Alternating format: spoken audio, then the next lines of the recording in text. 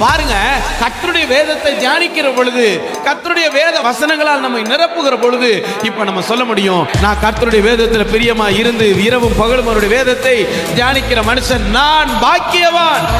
சொல்லுங்களேன், நான் பாக்கியவான். அல்லேலூயா. நான் யாரு?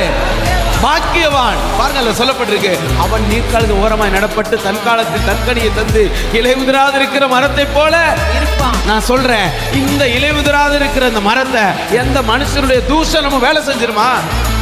யாராவது உங்களை கேவலமா பேசினாங்க வேலை செய்யுமா? சொல்லுங்களேன். அந்த ஆல்பட்டாங்க, அவன் ரொம்ப கோவப்படுவான். நீ சொல்லிக்கிட்டே இருப்பானே, எனக்கு பிரச்சனையே இல்லை. ஏன்னா என்னுடைய நம்பிக்கை யாரு? யார் வேணாலும் என்ன வேணாலும் பேசுறியா பேசு. ஏன்னா இந்த வார்த்தை எனக்குள்ள வேலை செய்யாது, வேத வார்த்தை மட்டும்தான் எனக்குள்ள வேலை செய்யும். அல்லேலூயா. வேதம் சொல்லுதே, நான் செய்வதெல்லாம் வாய்க்கும்.